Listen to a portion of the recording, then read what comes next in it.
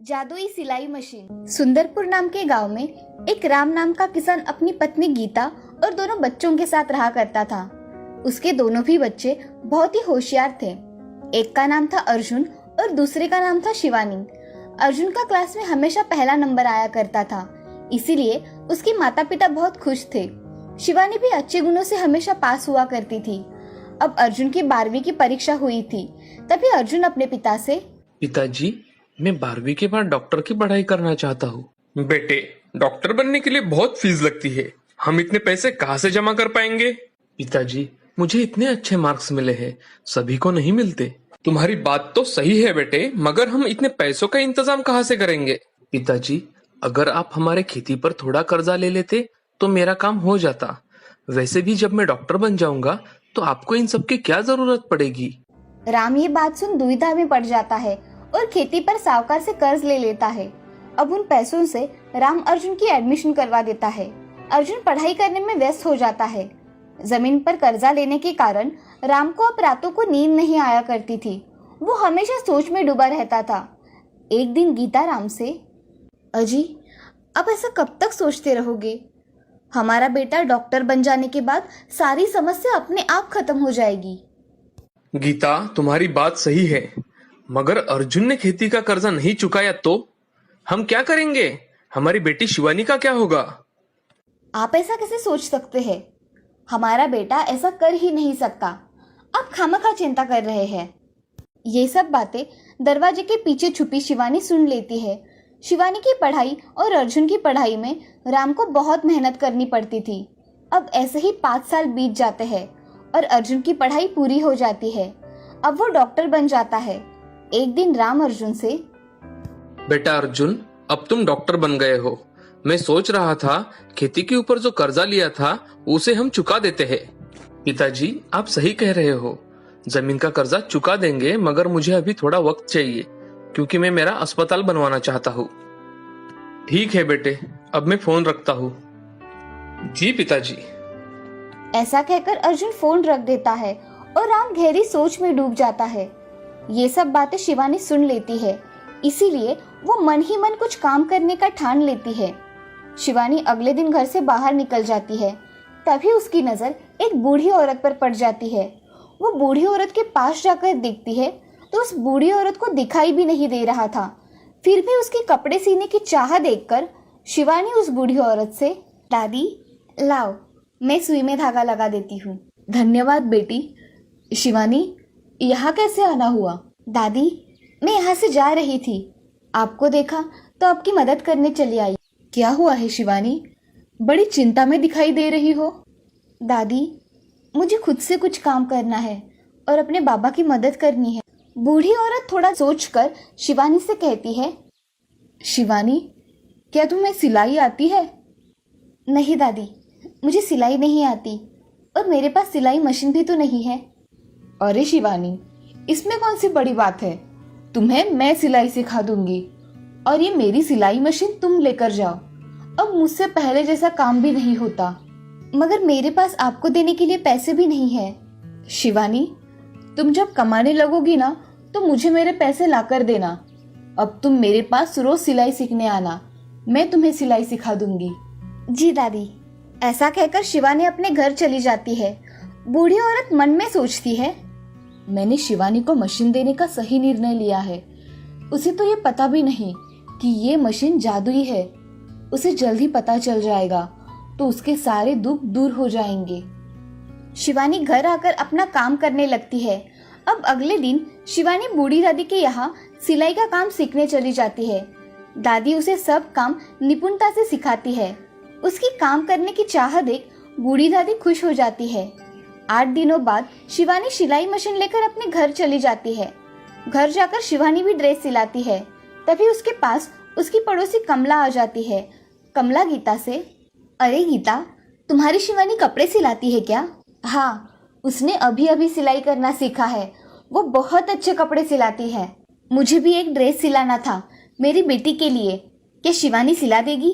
हाँ देगी ना। आप उसके नाप का एक ड्रेस शिवानी को दे दीजिए, शिवानी सिलवा देगी। ठीक है। ऐसा कहकर कमला अपने घर चली जाती है। वो अपने बच्ची का ड्रेस लेकर शिवानी को दे देती है और शिवानी से, इस कपड़े का बहुत अच्छा ड्रेस बनाना, मेरी बेटी परी लगनी चाहिए। जी। ऐसा कहकर शिवानी उस ड्रेस को काटकर अच्छी तरह से ड्रेस बनाती है। वो ड्रेस इतना अच्छा बनता है कि उसकी सहेलियां भी उससे ड्रेस सिलाने के लिए आ जाती है। अब कुछ ही दिनों में शिवानी बहुत अच्छे से ड्रेस सिलने लगी थी। अब उसके पास थोड़े बहुत पैसे जमा हो जाते हैं। उन पैसों को लेकर शिवानी बूढ़ी औरत के पास चली जाती है। दादी, आप कहाँ हो? मैं यहाँ हूँ शिवानी, कमरे में। शिवानी कमरे में चली जाती है और बूढ़ी दादी को कुछ पैसे देकर कहती है, दादी, ये मैंने कुछ पैसे जमा किए हैं, ये लो सिलाई मशीन के पैसे, बाकी के बाद में दे दूंगी। शिवानी, मुझे इन पैसों की कोई जरूरत नहीं है, तुम इसे अपने पास ही रखो। और मैं तुम्हें एक राज की बात बताने वाली हूँ, वो ध्यान से सुनना। क्या बात है दादी? शिवानी, मैंने तुम्हें जो मशीन दी है वो जादुई मशीन है। तुम उसके सामने रात को कपड़े काट कर रख दो, सुबह सब कपड़े सिलवा के तैयार हो जाएंगे। मगर अब तक तो ऐसा कुछ नहीं हुआ दादी। क्योंकि अब तुम काम में निपुण हो गई हो, कमाने के काबिल बन गई हो, इसीलिए मैंने तुम्हें ये बात अब बताई है। आज से सिलाई मशीन तुम्हारी सहायता करेगी। धन्यवाद दादी, आपने मेरी बहुत मदद की है। जाओ और अपना काम करो। जी दादी। ऐसा कहकर शिवानी अपने घर चली जाती है। घर जाकर रात के समय शिवानी उस मशीन के सामने एक कपड़ा रख देती है और सोने चली जाती है। सुबह जब शिवानी उठती है तो उस कपड़े का ड्रेस सिला के रखा हुआ था। अब शिवानी ऐसे ही बहुत सारे ड्रेस सिलाया करती थी। उसके सिलाए हुए ड्रेस सभी को बहुत पसंद आया करते थे। अब शिवानी की ड्रेस देख एक दिन स्कूल की प्रिंसिपल उसे बुला लेती है और शिवानी से, शिवानी, मैंने सुना है तुम बहुत अच्छे ड्रेस सिलाती हो। जी मैडम, जिसको जैसे ड्रेस चाहिए मैं वैसे ही सिला के दे देती हूँ। शिवानी, इस साल स्कूल के बच्चों की ड्रेस की ऑर्डर मैं तुम्हें देना चाहती हूँ, क्या तुम कर पाओगी? हाँ मैडम, मैं कर लूँगी, आप सिर्फ मुझे कपड़ा दे देना। ठीक है, कपड़ा तुम्हें कल मिल जाएगा और काम हो जाने के बाद पैसे मिलेंगे। ठीक है मैडम। शिवानी वहाँ से चली जाती है। अगले दिन शिवानी को स्कूल से ढेर सारे सिलने के लिए कपड़े मिलते हैं। शिवानी उन कपड़ों को काटने लगती है। कुछ समय बाद शिवानी बहुत सारे कपड़े काटकर सोने चली जाती है।